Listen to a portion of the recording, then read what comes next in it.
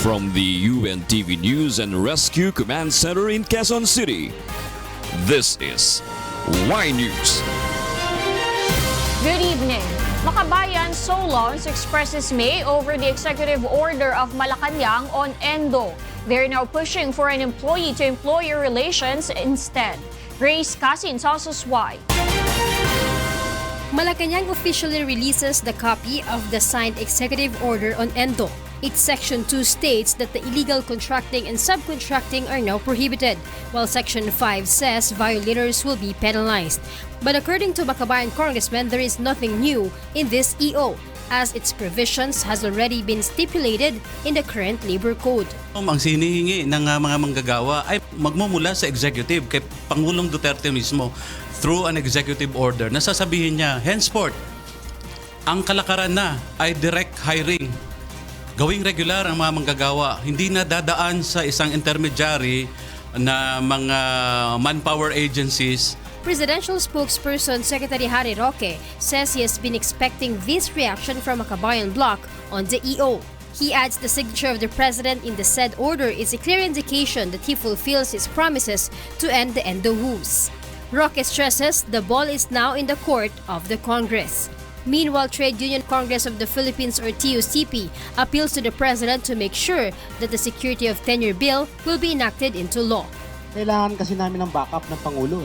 Kung pupunta tayo sa Senado at aayusin natin yung security of tenure bill, pambihirang kalaban ng mga senador at kongresista na may mga business interest, ibang mga congressman, may-ari ng mga manpower service provider, no? May mga negosyo, so ang hirap banggain. Grace Casin, UNTV News and Rescue, Quezon City. The Association of Filipino Employers supports the executive order signed by President Rodrigo Duterte banning contractualization.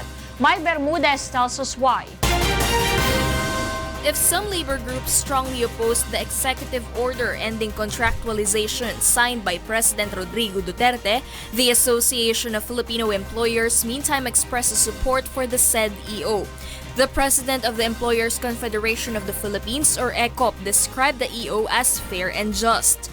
If you look at the EO, you'll find that it is very well crafted, very fair.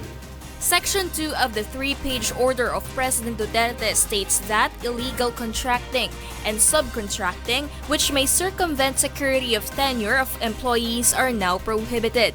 The president also consulted not just the employers, but also labor groups who oppose EO 51. That's why ECOP was also puzzled on why the groups seem to be discontented. The labor groups earlier called for a total ban on contractualization. Well, in the first place, the position is impossible.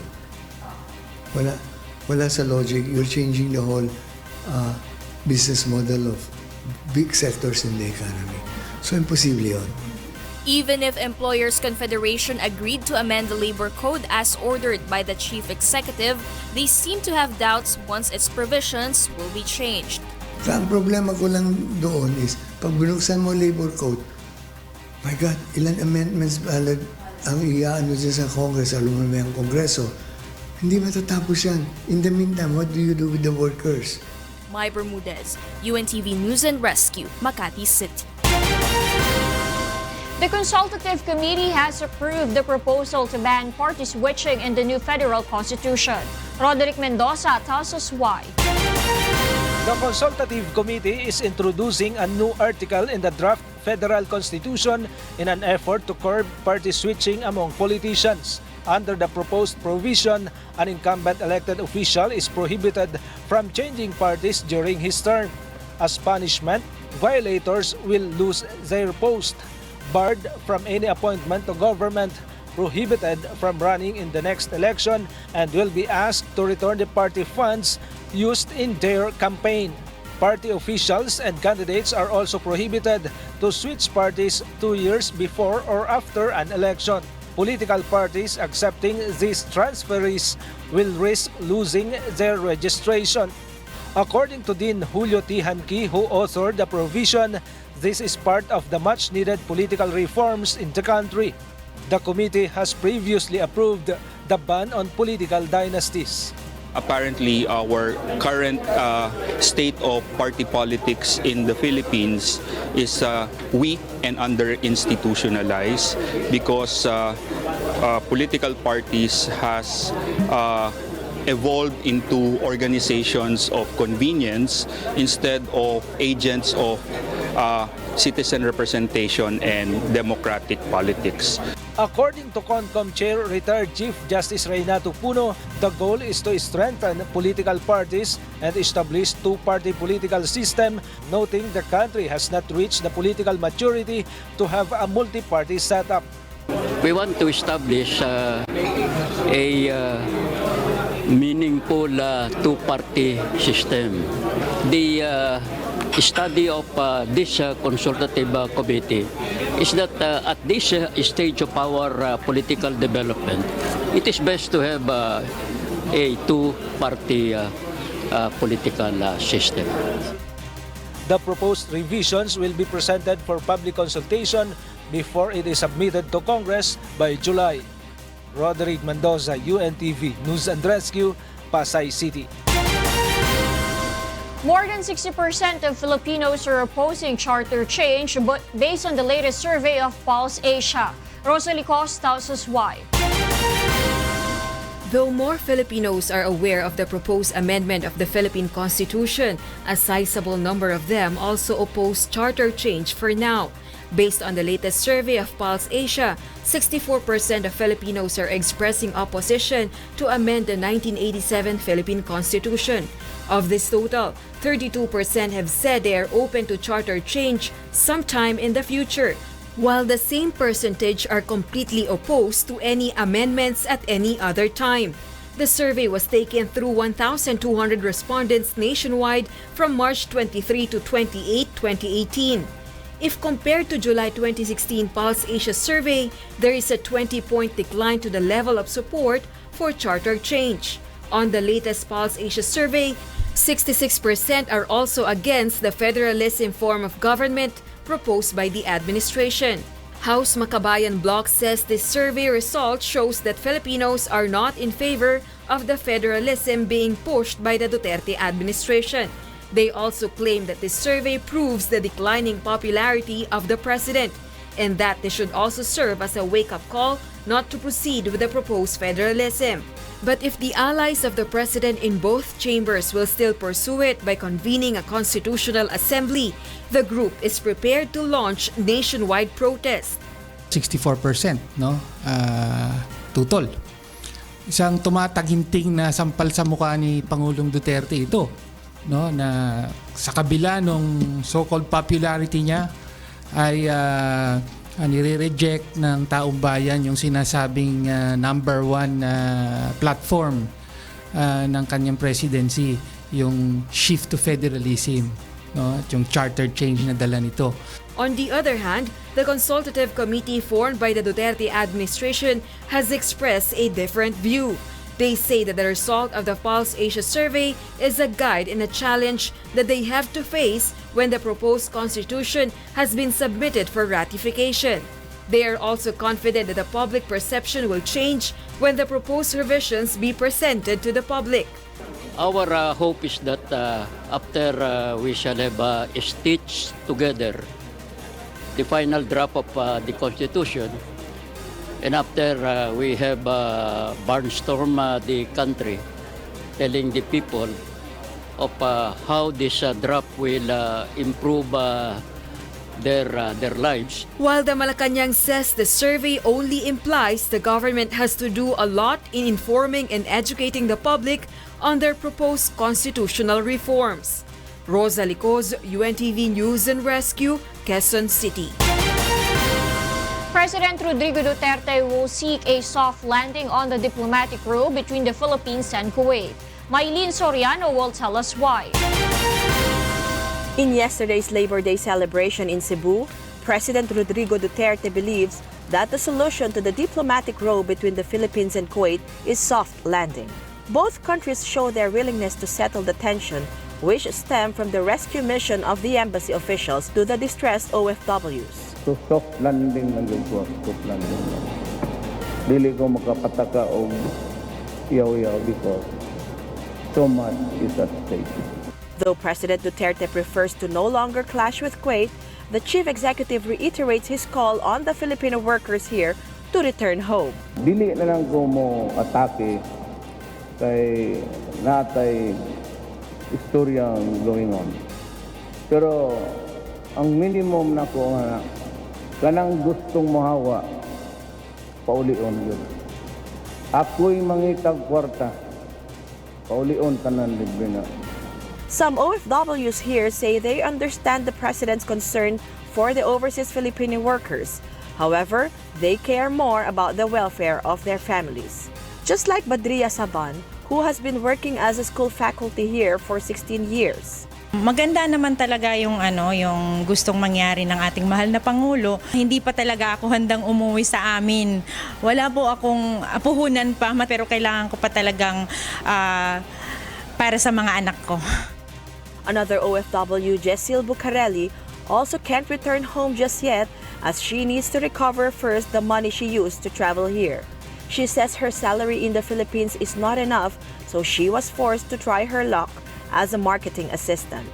Giselle hopes the government will consider all aspects for the welfare of all OFWs. Dapat na lang po sigurong i-ban po yung pagpapadala ng mga domestic helpers dito sa Kuwait. Pero po yung skilled workers po, kasi madalang naman po nagkakaroon ng problema po yung sa skilled workers. Mylene Soriano, UNTV News and Rescue, Kuwait. Presidential Advisor on Overseas Filipino Workers Abdullah Mamau met with Kuwaiti Deputy Foreign Minister Khaled Al-Jalrala. A report from the Kuwaiti news agency says the two discussed the ongoing labor row between the Philippines and Kuwait. The report also mentioned the deep bilateral ties between Kuwait and the Philippines and the intention of the two countries to resolve the ongoing tension which stemmed from the controversial rescue mission of the Philippine Foreign Affairs Department to several OFWs in the Gulf state. Labor Secretary Silvestre Bello III and Presidential Spokesperson Secretary Harry Roque are set to fly to Kuwait on May 7 to continue the Philippines' negotiation with the Kuwaiti government about several labor issues. The Philippine National Police is set to deploy more than 7,000 of its personnel for tomorrow's annual ADB meeting for governors in the country. Monokson tells us why. The Philippine National Police is now in full swing for the security and safety coverage for the 51st annual ADB meeting for governors. This is set to be held in Pasig City from May 3 to May 6. Though the PNP received no specific threats related to the meeting, it will still deploy 7,700 personnel aside from the personnel coming from MMDA, BFP, and from local government units. The PNP estimates around 3,000 delegates from 67 countries will join the ADB meeting. PNP Chief Police Director General Oscar Albayalde says the framework of the security in the ADB meeting has been patterned from last year's ASEAN Summit. The PNP will lead the security detail of all the delegates dito. Although meron silang mga kasama mga security personnel, pinagbibigyan naman natin yan. But they cannot dictate on how we will provide security. The NCRPO also assures its personnel are ready, though it monitored no possible staging of militant protest. Here we don't have any rallies or whatsoever, demonstrations. This is only in preparation for anything that may arise. At the same time, this will be, ito yung mga mag-fill up kung sakali mang may mga kulang sa kanila. MMDA also confirms no roads will be closed near Ortigas but will only implement a stop-and-go scheme. Paka-short lang po ng convoy. No rerouting, no road closure, no lockdown, stop-and-go scheme lang po yung gagawin natin. ASEC Arturo Bongcato Jr., ADB's Oversight Committee co-chairman, says the government allotted 80 million pesos budget on this meeting because it is important for the country's economy. The Philippines is considered as one of the fastest growing economies in the world. This is a great opportunity for us to at least showcase our economic achievements. This is the 5th time that the Philippines has hosted the ADB meeting. Monhok Son, UNTV News and Rescue, Philippines. Let's take a look at the traffic situation now along some major roads in Metro Manila. On 5th Avenue in C3, Caloocan City, vehicles are fast moving on the lane going to A. Bonifacio. The traffic is also rin and go on the lane going to A. Mabini. On Marcos Highway, Santolan in Pasig City, the traffic is bumper to bumper on the lane going to Masinag, while vehicles are fast moving on the lane going to Cubao. 7 million people die yearly because of pollution, according to the World Health Organization or WHO. Hit the hardest are those living in Asian and African countries. Based on studies, 9 out of 10 people in the world inhale polluted air. WHO says almost 25% of those who died from heart diseases, stroke, and lung cancer acquired their condition because of air pollution. According to studies, indoor pollution has worsened because most poor countries use kerosene in cooking instead of gas or electricity. Makabayan congressman called on Department of Tourism Secretary Thio to step down. This was after the secretary allegedly approved the Tourism Department's 60 million peso ad placement on her brother's TV show on state-run PTV4. According to the Makabayan bloc, as a public official, it is clear that a conflict of interest had taken place. The group also calls on the ombudsman to investigate on the issue. You're the authority to sign, no? At kung nabasa mo man yung kontrata na nasa kapatid mo, ano na yun? Delikadesa demands na wag mo nang ituloy yun. Being a public official, you know the regulations. Next on Y News. The Philippine National Police reminds the public of their rights during checkpoints this election period. Caraga region workers will receive last tranche of wage increase this month. Y News will be right back. I'm Darlene Basingan. Stay tuned for Angelo, Castro III. Good evening. On Y News tonight, the Budget Department allocates additional 490 million peso funds for the Boracay Island rehabilitation.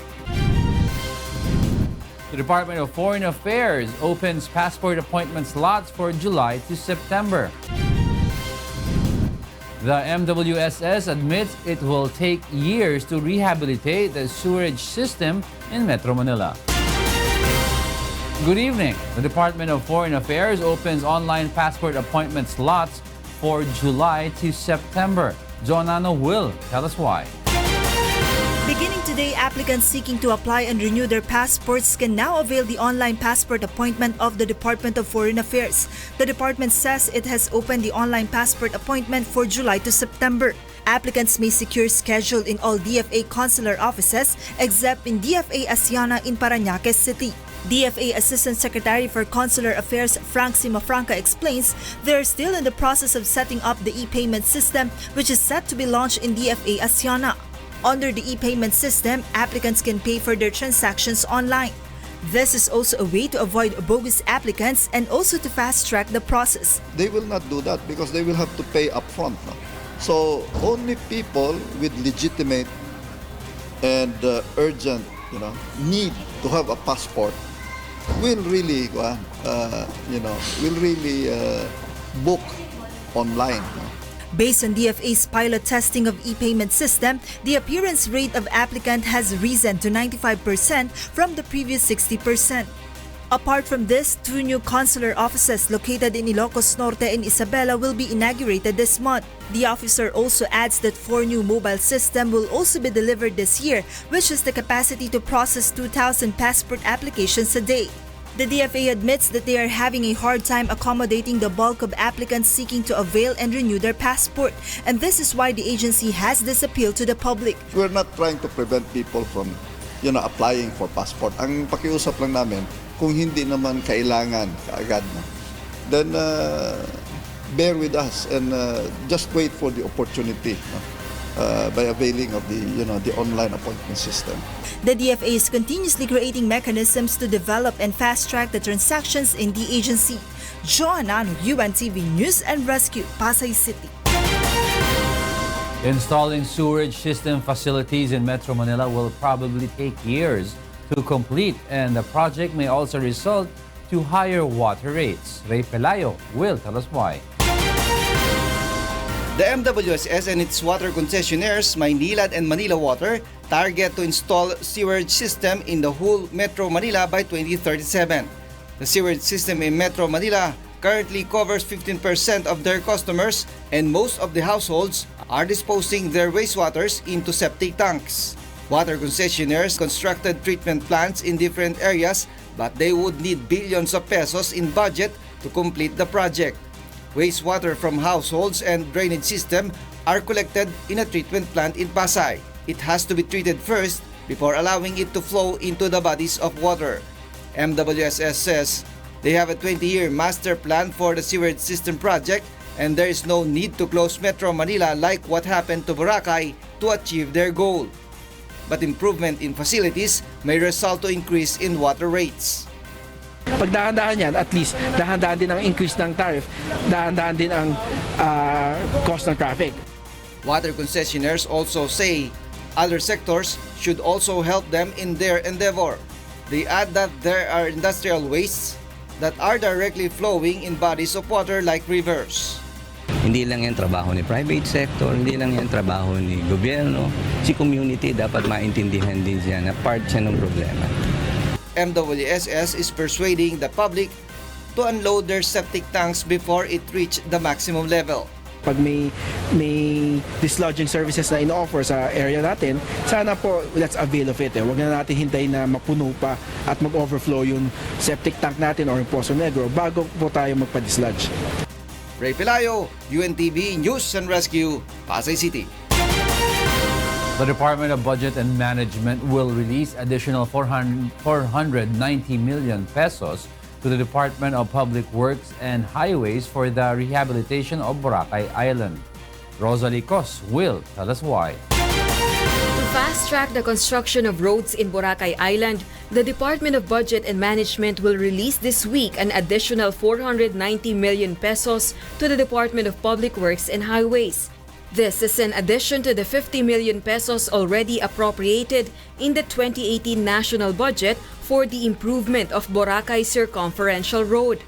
The project aims to incorporate drainage and sewerage system along the main road to contain inland flooding.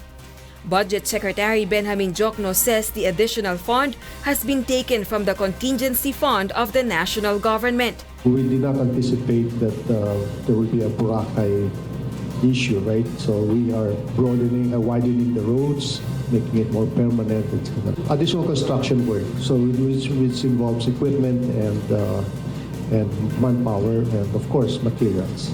DBM has also released 448 million pesos to the Labor Department to cover the financial assistance of the government for more than 17,700 residents and workers displaced by the Boracay rehabilitation. Budget Department assures the government has enough budget to accommodate requests for additional funding from agencies involved in the Boracay rehab. We can finance it from the 2018 budget. Okay. There's no need for a supplemental budget for this. While in Cebu City yesterday, President Rodrigo Duterte has once again defended his decision to shut down the Boracay Island to ensure its protection and to stop it from turning into a total cesspool. Rosalie Cos, UNTV News and Rescue, Pasig City. The local government of Malay will excavate an area in Boracay that excretes liquid with foul odor to determine its source. Darlene Moreno tells us why.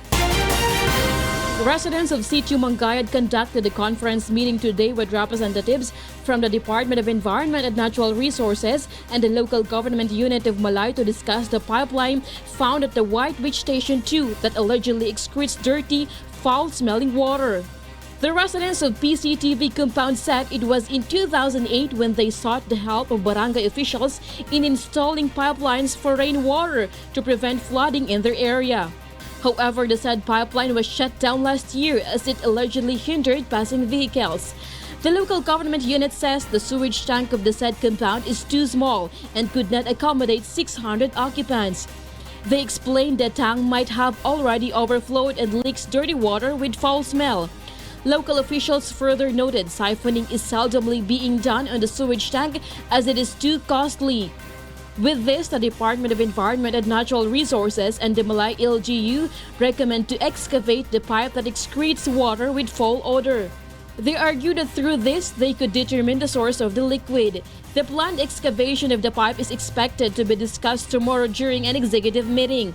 Meanwhile, the Environment Bureau is set to release the result of the lab test on the sample water taken from the said pipeline. Lalaine Moreno, UNTV News and Rescue, Boracay Island. A police official in Albay urged 4 barangay officials in the province to withdraw their candidacy after their names were included in PIDEA's narco list. However, these barangay officials stand firm of pushing through with running in the upcoming polls. Joanna will tell us why. At past 9 in the morning today, Police Chief Inspector Edgar Azutea visited Barangay Matacon, Pulangi, Albay. Azutea talked to 4 barangay officials who were included in the narco list of the Philippine Drug Enforcement Agency or PIDEA. The police official said he urged the barangay officials to no longer run for the upcoming barangay elections. Ano pag-isipan nila if they want to withdraw their COC or what? Although karapatan nila yon, but lahat ng linalatag natin sa kanila yung mga pwede saka posibleng mangyari. Despite this, the 4 barangay officials said they will still push through with their candidacy. Although they refuse to grant interviews, they insist that they are not involved in illegal drug operations in their areas of jurisdiction. The 4 officials also voluntarily underwent drug testing.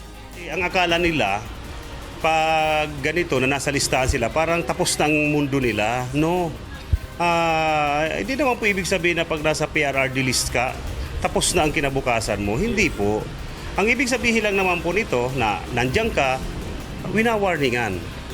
Na, ikaw, nasa listahan ka.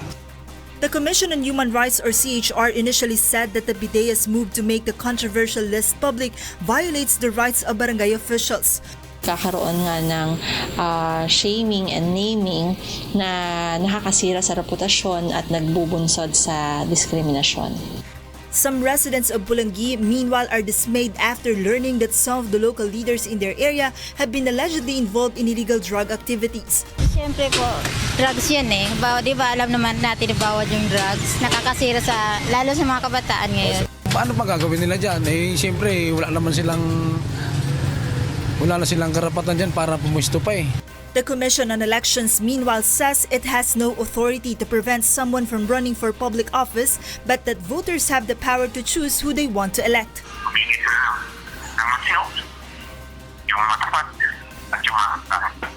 Joanna, UNTV News and Rescue, Philippines. Barangay Kagawad withdraws his candidacy for the upcoming local elections, while several local officials are also worried for their safety. Vincent Arboleda will tell us why.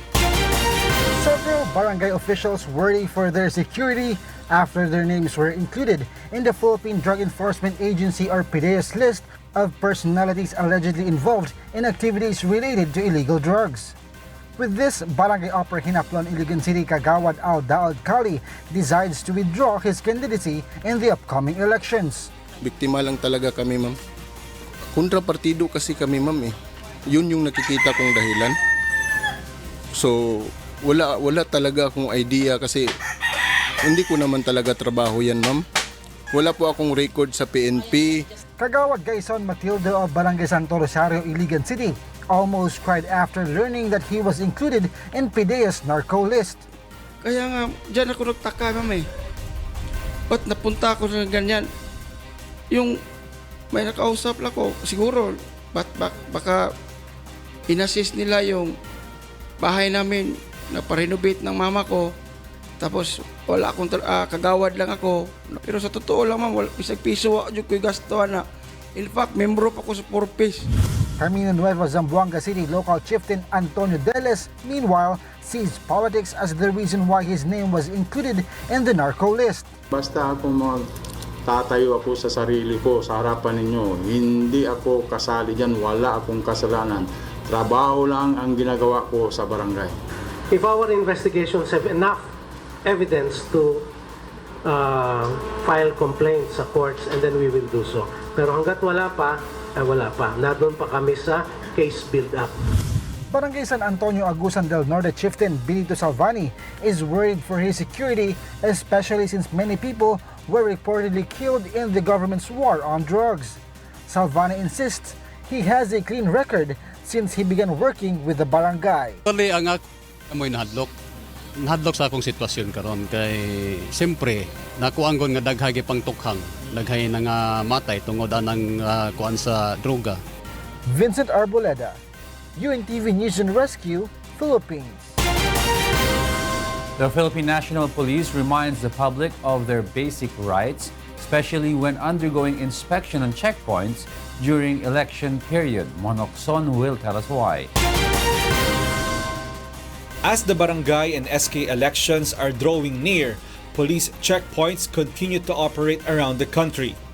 Thus, the Philippine National Police reminds the public to know their rights when passing through checkpoints. In today's episode of the program, Get It Straight with Daniel Razon, PNP Chief Oscar Albayalde enumerates the basic rights of the motorist to avoid abuses during checkpoints. A police checkpoint must be situated in a well-lighted area. Police officers cannot force passengers to get off their vehicle and submit themselves to frisking.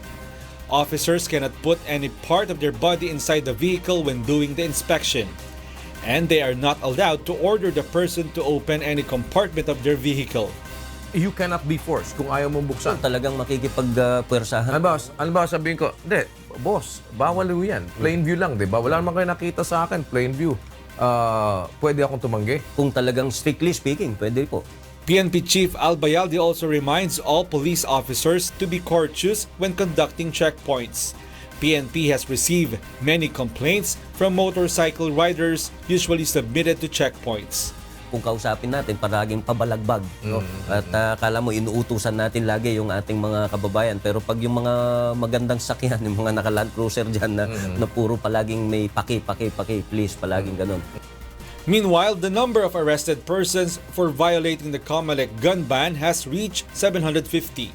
In the data presented by the National Election Monitoring Action Center or NEMAC, Metro Manila recorded the highest number of violators at 206, while apprehended violators in different parts of the zone reached 275, 130 in Visayas and 141 in Mindanao.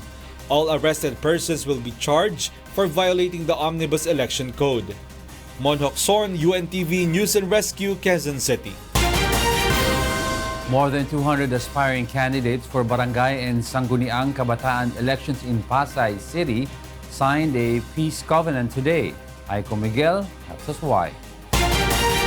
Barangay and Sangguniang Kabataan elections has yet to be held, but one aspiring barangay kagawad was recently killed in Pasay City. Although this has yet to be considered an election-related violence, the Philippine National Police is not setting aside the case. Right now, iniimbestigahan na at yung committee ay iniimbestiga at pinag-uusapan kung i-consider to as election-related violence. To avoid election-related violence, all aspiring candidates in 201 Pasay City villages signed a peace covenant. The Southern Police District and the Commission on Elections headed the signing ceremony. All signatories pledged to abide by the election laws to assure a clean, peaceful, and honest elections in the said city. Ang pakiusap lang po namin ay sana makontrol natin yung ating mga supporters. Minsan nagiging very emotional. At ayun kasama rin sa kasama yun sa experience ng eleksyon. Kada action, sana ito'y nasa batas. In line with this, more than 600 police will be deployed by SPD in Pasay City in the upcoming polls. COMELEC also reminds the public to exercise their right to suffrage for the May 14 barangay and SK elections. Para sa 18 to 30, entitled sila para sa dalawang balota. Pwede nilang botohan yung dalawang balota na yon. Pwede silang bumoto para sa SK and at the same time, pwede silang bumoto para sa ating barangay elective officials. Aiko Miguel, UNTV News and Rescue, Pasay City. The daily minimum wage of workers in Caraga region has increased to 305 pesos. Raymond Octobre tells us why. Darlene's 300 peso daily wage as convenience store cashier is just enough to sustain her daily needs. Although she has no family of her own, she still seldom affords to buy the things she wants. Daisy suffers the same situation as she tries to budget the same amount for her family. This is why both Darlene and Daisy are glad with the approval of the last tranche of the wage increase in the Caraga region. The first 10 peso increase was approved in December 2017. It was followed by a 5 peso hike in February and May. Currently, the daily minimum wage in Caraga region is about 300 pesos. Oh, makapait na kung say gusto nimo, di ba? Kaysa sa una nga gamay pa ba gito. Di tipid-tipid gid ka. Or karon madala na. Ang kalipay. At least dako na mig ma-budget ba sa among kuan, sa among panggastos. However, the Department of Labor and Employment Caraga says only 70% of business establishments in the region have complied with the new minimum wage order. With this, the Labor Department is strictly monitoring the remaining business establishment that have yet to comply with the minimum wage. Di na nato pabuton, maabot na sa katastasan. Even up to the Court of Appeal Supreme Court, narabayoban, makurat na lang. Kunya, mag-multiply, maabot og milyon na noon, ilang mabayran, sulisod na kayo. Currently, Dole was able to help 300 workers to get the right wage rate in the region. Meanwhile, exempted in the order are newly opened businesses and those who lost profit or have been affected by calamity. Raymond Octobre, UNTV, News and Rescue, Caraga. The FIFA World Cup trophy is celebrated in Russia. Meanwhile, Alexander Kristov defends Eschborn Frankfurt title. Asher Kadapan Jr. tells us why.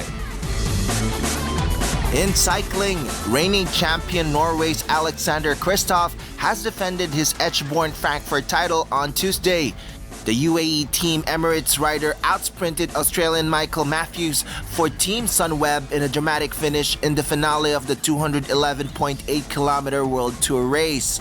It is a record-setting fourth Eschborn Frankfurt title for the Norwegian, who has now won the one-day classic every year the event has taken place since 2014. With the one exception of the 2015 edition of the race. Meanwhile, the FIFA World Cup trophy arrived in the far eastern Russian city Vladivostok on Tuesday as part of its global tour ahead of its summer's soccer championship. Among those at the ceremony welcoming the trophy to Russia was Brazilian World Cup winner Gilberto Silva. Coming here with the trophy too is something amazing, and having the opportunity to grab the trophy again. Last year, the FIFA World Cup trophy toured across 24 Russian cities. This time, the trophy will be delivered to 9 cities. The pre-tournament tour tradition began in 2006 ahead of the World Cup in Germany, allowing fans across the world to catch a glimpse of the coveted trophy. Asher Kadapan Jr., UNTV News and Rescue. Up next on Y News. The first members of the Central American migrant caravan enters the U.S. seeking asylum. The Dominican Republic ditches ties with Taiwan and switches allegiance to China. Stay tuned for William Thio. I'm Angelo Castro III. Good evening.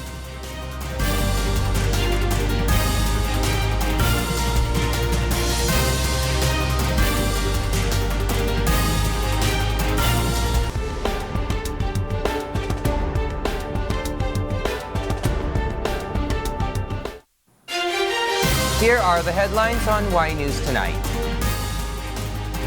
Good evening. Malacanang officially releases the copy of the signed executive order on Endo. Its Section 2 states that the illegal contracting and subcontracting are now prohibited, while Section 5 says violators will be penalized. But according to Makabayan congressmen, there is nothing new in this EO as its provisions has already been stipulated in the current labor code. Ang sinihingi ng mga manggagawa ay magmumula sa executive kay Pangulong Duterte mismo through an executive order. Nasasabihin niya, henceforth, ang kalakaran na ay direct hiring. Gawing regular ang mga manggagawa. Hindi na dadaan sa isang intermediary na mga manpower agencies. Presidential spokesperson Secretary Harry Roque says he has been expecting these reactions from Makabayan Bloc on the EO. He adds the signature of the president in the said order is a clear indication that he fulfills his promises to address the Endo woes. Meanwhile, though more Filipinos are aware of the proposed amendment of the Philippine Constitution, a sizable number of them also oppose the measure for now. Based on the latest survey of Pulse Asia, 64% of Filipinos are expressing opposition to amend the 1987 Philippine Constitution. The survey was conducted to 1,200 respondents nationwide from March 23 to 28, 2018.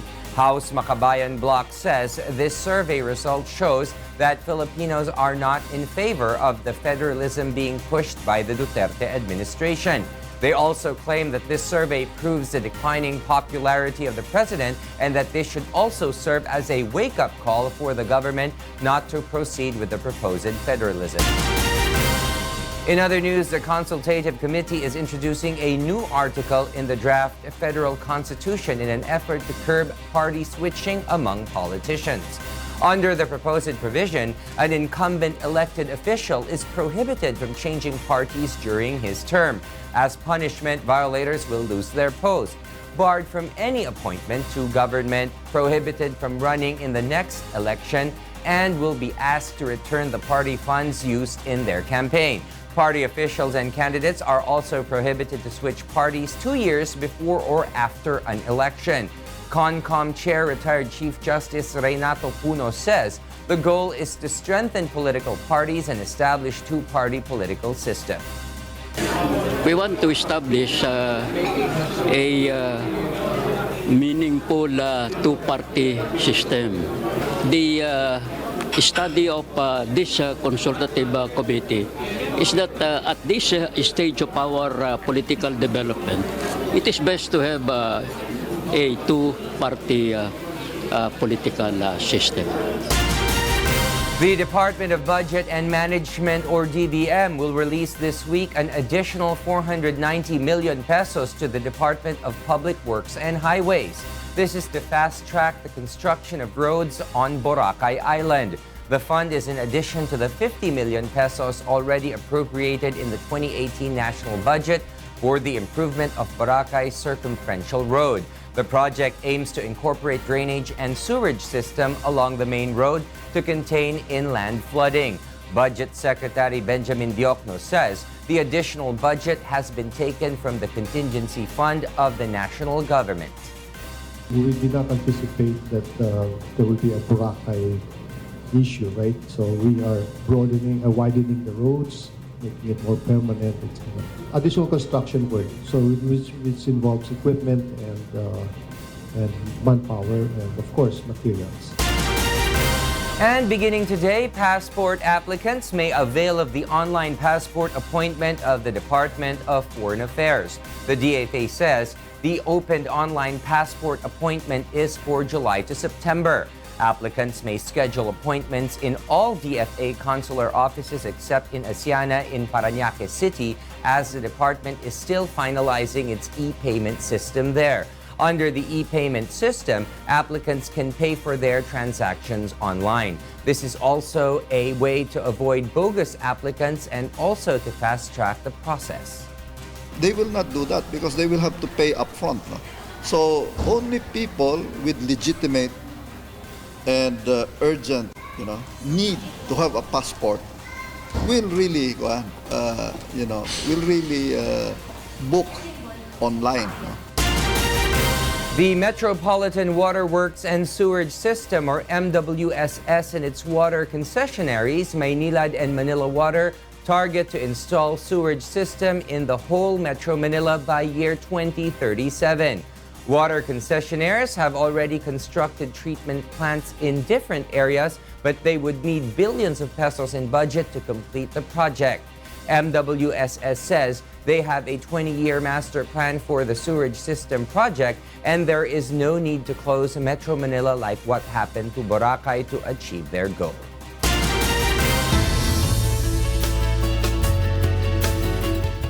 The Intertropical Convergence Zone is affecting Mindanao. Based on Pag-asa's forecast, the ITCZ will bring cloudy skies and rains that may trigger flash floods and landslides in the regions of Caraga, Davao, and the provinces of Sarangani, South Cotabato, and Sultan Kudarat, while Metro Manila and the rest of the country are affected by easterlies or warm winds, bringing fair weather with possibilities of isolated rain showers and thunderstorms, mostly in the afternoon or evening.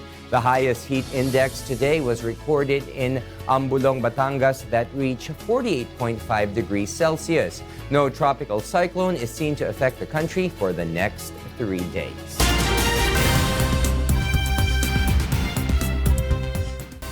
And for the news abroad, here is Noel Poliarco live from Toronto, Canada. Good morning, Noel. Yes, good evening, William. U.S. immigration officials accepted a slow trickle of asylum applications on Tuesday after Central American migrants camped at the U.S.-Mexico border, despite criticism from U.S. President Donald Trump of their attempt to enter the country. Kath Carriedo will tell us why. Members of a caravan of migrants from Central America celebrated as the first 8 asylum seekers have been allowed into the United States to have their claims processed. An aid group that helped organize the caravan, Pueblo Sin Fronteras, said the migrants were allowed in for processing after 24 hours of standby at a border crossing between Tijuana, Mexico and California. Border agents also slowly admitted 17 of the asylum seekers on Tuesday. That still left roughly 115 migrants waiting in a makeshift camp outside the busy border post in the Mexican city of Tijuana. Sigue siendo una desgracia que no hayan podido permitir que pase todas las personas, desafortunadamente, pero ya esperamos de que haya más movimiento para que las personas puedan entrar a que se haga el proceso debido conforme a la ley. The caravan has been in the spotlight ever since it began a more than 2,000-mile journey from southern Mexico, gathering 1,500 people at one point, to the fury of Trump, who demanded that officials do not let such groups into the country. His administration's hands are tied, however, by international rules obliging the United States to accept asylum applications. By the time it reached the U.S. border, the caravan had dwindled to a few hundred people. Asylum seekers must demonstrate a well-founded fear of persecution at home, most often from a state entity. Central Americans fare badly in such claims because threats from criminal groups are not considered state entities. Those left behind said they would continue their sit-in until they were at least allowed to recount their stories to border officials and try to convince them that it was unsafe to go home. Kath Carriedo, UNTV News and Rescue, USA. The Dominican Republic severed its diplomatic ties with its former ally Taiwan. Darlene Basingan will tell us why. The Dominican Republic severed ties with Taiwan and switched its allegiance to China in another diplomatic blow to the self-ruled island, which accused the Caribbean nation of accepting false promises of aid from Beijing. The Dominican Republic said it had taken a decision after a long process of consultation, taking the country's needs and potential into account. Se trata de un paso de avance en la ejecución de una política exterior dominicana más asertiva en correspondencia con sus intereses nacionales. A partir de hoy, nuestros estados se reconocen recíprocamente y consecuentemente intercambiaremos embajadores en un futuro inmediato. Taiwan has accused China of offering a $3 billion aid pledge to persuade the Dominican Republic to switch long-standing diplomatic ties to Beijing. China denies there were any economic preconditions for establishing relations with the Caribbean nation, further saying Taiwan is simply a wayward province with no right to state-to-state ties. China's top diplomat and the Dominican Republic's chancellor signed an agreement to establish official diplomatic ties at a ceremony at Beijing's Dayutai State Guest House on Tuesday. The Dominican Republic had been a diplomatic ally of what is formerly the Republic of China, Taiwan's official name, for 77 years, including when the government ruled all of China before being forced to Taiwan in 1949 after losing a civil war to the communists. Darlene, Basingan, UNTV News and Rescue.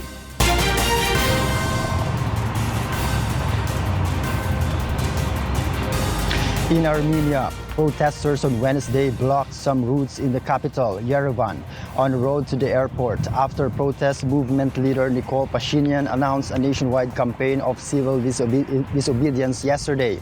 Protesters also blocked several crossroads in the city center. Pashinyan made the call for civil disobedience after the ruling Republican Party thwarted his bid to take over as Prime Minister on Tuesday. Supporters of Pashinyan, who had spent the days in the capital's Republic Square to watch the parliamentary debate on a two huge screens, shouted shame when the result of the vote was shown. After days of protest, veteran leader George Sargsyan stepped down as Prime Minister last week.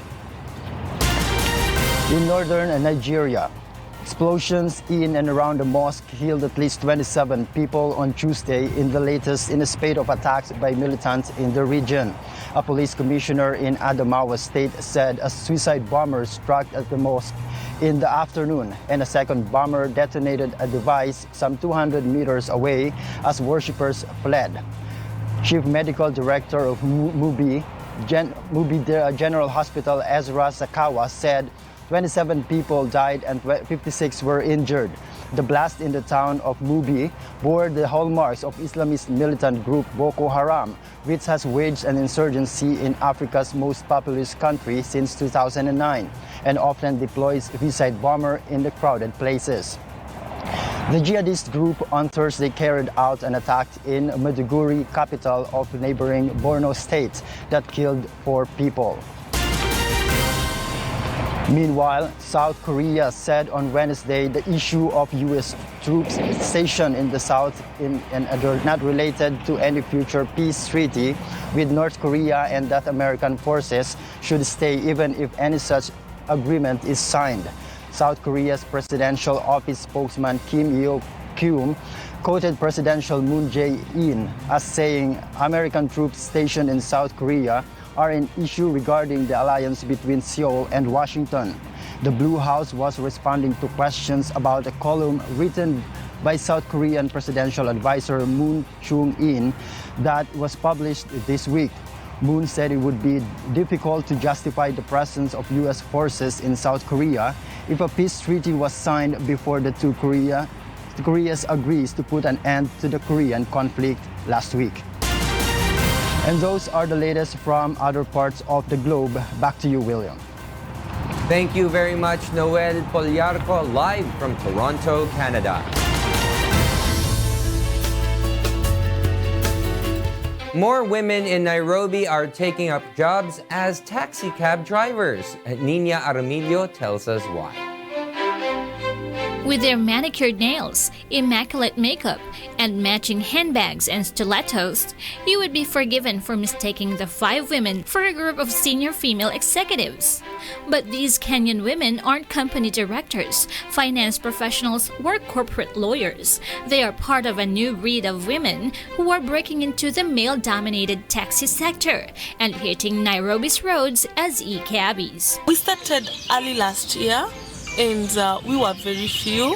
We were like 15 of us, and the number has grew to 121 ladies so far, and also we are looking out to be more. As taxi hailing apps mushroom to fill a hole in Nairobi's poor public transport system, rising numbers of women are taking up jobs as drivers, citing benefits such as flexible working hours, the ability to select passengers, and guaranteed payment. Online women cabbies currently make up only around 3% of the city's estimated 12,000 e-taxi drivers, but industry officials say their numbers are growing exponentially. Kenya's economy has grown on average by 5% annually over the last decade, but the benefits have not been equally distributed, and women remain disadvantaged. Despite global criticism that the sharing economy lowers wages, encourages tax evasion, and provides little protections to users, the emergence of platforms such as taxi-hailing apps in Kenya are in fact helping to empower women. I need to inspire women out there. They can do it. They can do without handouts. As long as you have your PSV, why don't you join such an online business? You do it. I look myself into a world of whereby I'll be having my own fleet. Nina Armilio, UNTV, News and Rescue. Those are the reasons behind the news. May 2, 2018. I am William Thio. And because we need to know, we will always ask why. Thank you for watching Y News.